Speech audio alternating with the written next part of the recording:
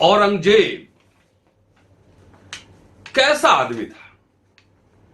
क्या वह हिंदुओं को सिर्फ मारता था, पीटता था, मंदिर तोड़ता था? उसके राज दरबार में सिर्फ मुस्लिम थे या कौन कौन लोग थे? क्या वो मंदिरों को दान भी देता था? एक किताब बहुत चर्चित आई है, Aurangzeb the man and the myth. Writer हैं ऑड्रे टस्के।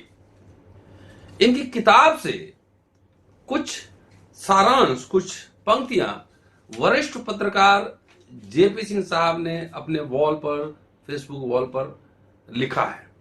वह पंक्तियां मैं आपको सुनाऊंगा, लेकिन पहले सुनाऊंगा कि आज ही फिल्म रिलीज हुई है सम्राट पृथ्वीराज।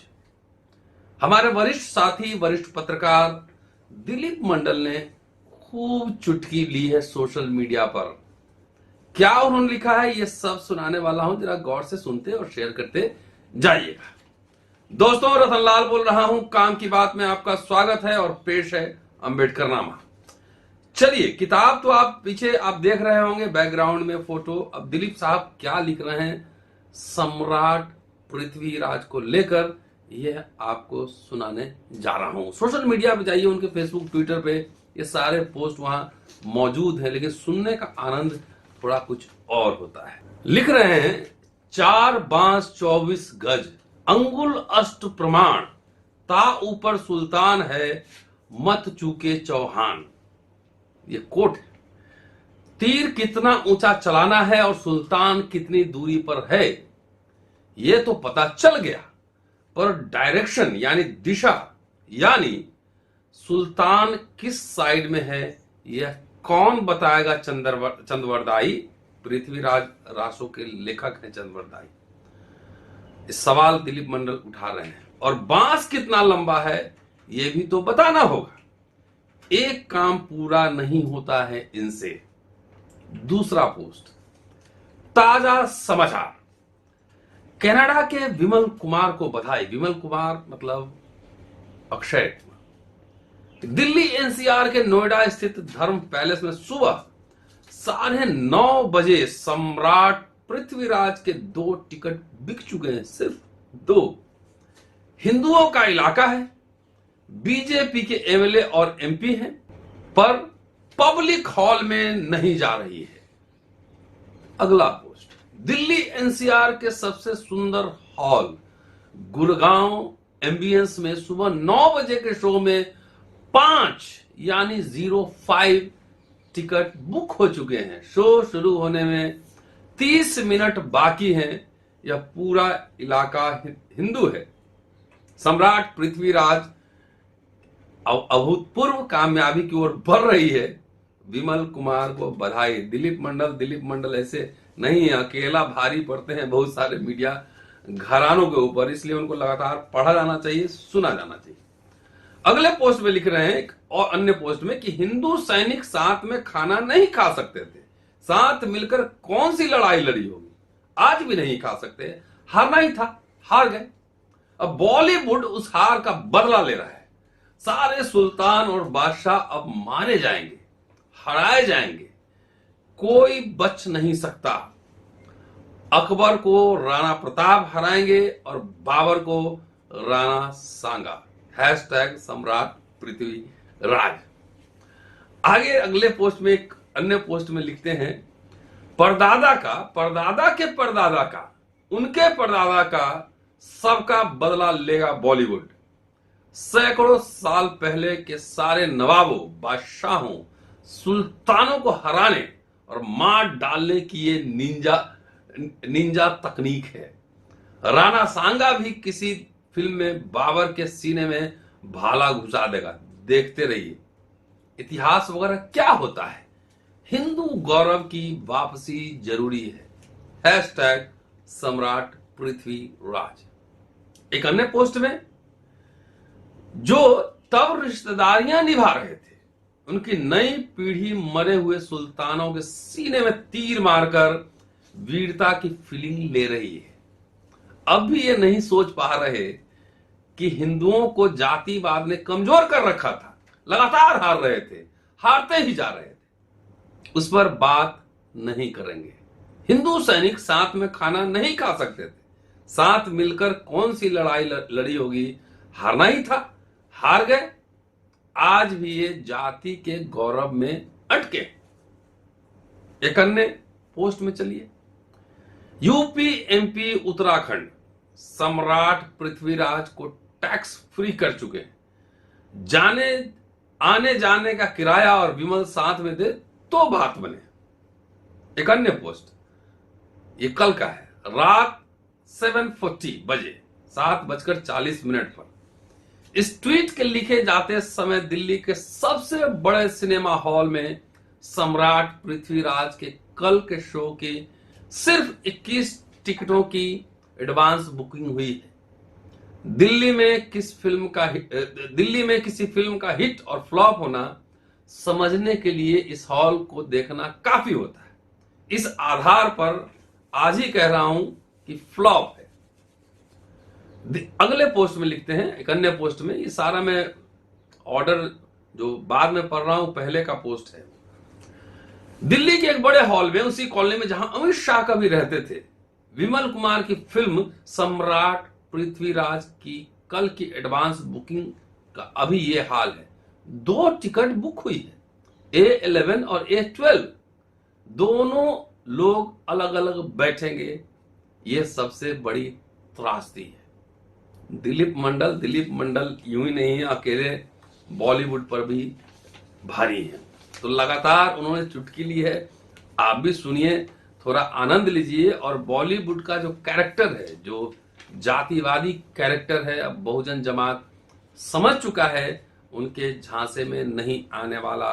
पैसा आपका है, ऑडियंस आप हैं, आपके पैसे से इंडस्ट्री चल रही है और उसमें जो कैरेक्टर दिखाएंगे आपको नकारात्मक और तथाकथित बड़े लोग सकारात्मक। इसलिए दिलीप जी को फॉलो कीजिए और बहुत ही चुटीला कटाक्ष लिखते हैं। चलिए अब आते हैं Aurangzeb the man and the myth, Audrey Truschke की किताब पर, जिसके हवाले से वरिष्ठ पत्रकार जेपी सिंह साहब ने अपने फेसबुक पे पोस्ट लिखा है।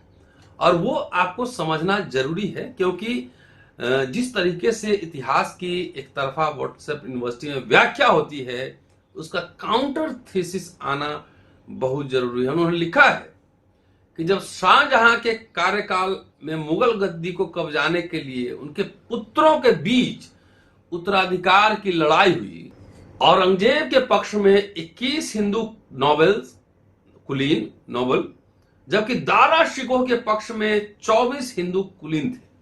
इससे पता चलता है कि उत्तराधिकार की लड़ाई में औरंगजेब को अच्छे खासे हिंदू कुलीनों का समर्थन था। औरंगजेब ने सत्ता हासिल करने के बाद राजा रघुनाथ को वित्त मंत्री नियुक्त किया। राजा रघुनाथ शाहजहां के कार्यकाल में भी वित्त मंत्री थे। राजा रघुनाथ हालांकि कुछ ही साल औरंगजेब के साथ रहे और उनकी मौत हो गई, लेकिन औरंगजेब रघुनाथ का अंत तक कायल रहा।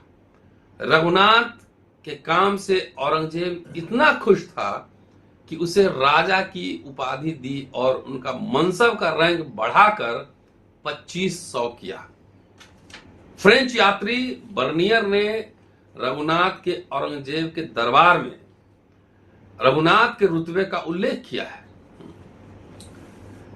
1679 से 1707 के बीच औरंगजेब के कार्यकाल में मुगल प्रशासन में हिंदू अधिकारियों की संख्या 50% तक पहुंच गई।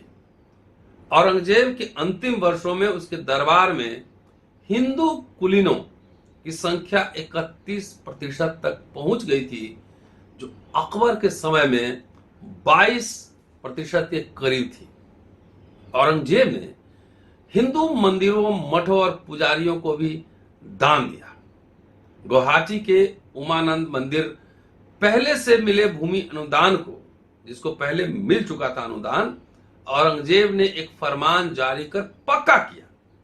1680 और 1687 में बनारस के 2 संत भगवंत गोसाई और रामजीवन गोसाई को औरंगजेब ने बनारस के घाट पर कुछ घर बनाने के लिए जगह उपलब्ध करवाई। 1691 में औरंगजेब ने चित्रकूट के महंत बालक दास निर्वाणी को 8 गांव और कर मुक्त जमीन उपलब्ध करवाया ताकि वे बालाजी मंदिर का देखभाल कर सके। इसी तरह शैव मठों को भी दान दिया गया। बोध गया स्थित शैव मठ जिसकी स्थापना 16वीं सदी में हुई थी, उसे भी मस्तीपुर और तारीडी की जमीन का अनुदान औरंगजेब के समय में मिली। औरंगजेब ने जैन तीर्थ स्थलों को भी जमीन अनुदान में दिया। इसमें गिरनार और माउंट आबू के जैन तीर्थ स्थल प्रमुख हैं।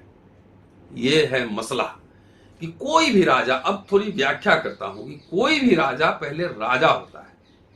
औरंगजेब एक राजा था, उसके दरबार में हिंदू थे, अधिकारी थे, मंत्री थे, उनके मनसबदार थे, तमाम थे। उन पर, औरंगजेब पर एक आरोप लगाया जाता है कि भाई की हत्या कर दी। अशोक सम्राट अशोक पर भी यह आरोप लगाया जाता है। लेकिन एक बात याद रखिए, राजा जो है उसका पद सबसे महत्वपूर्ण होता है। कौरव पांडव की लड़ाई में किसी और की हत्या नहीं हुई थी, भाइयों की हत्या हुई थी। रामायण में राम वनवास जाते हैं तो और किसी के लिए नहीं, अपने भाई की वजह से ही जाते हैं।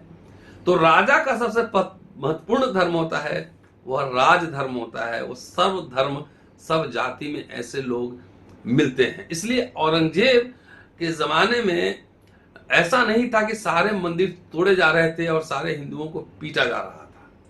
उस समय उनके दरबार में हिंदू मंत्री थे और उनसे एक साठगांठ, एक समझौता भी था। इसीलिए पूरे मुगल काल को उठा के देखिएगा तो इन राजाओं, इन शासकों ने हिंदू जो व्यवस्था है, समाज व्यवस्था है, उस पर सवाल खड़े नहीं किए। उनके साथ उनका घालमेल बना रहा है। वीडियो पूरा देखिएगा, सुनते रहिएगा और ज्यादा से ज्यादा शेयर, सब्सक्राइब करते रहिएगा।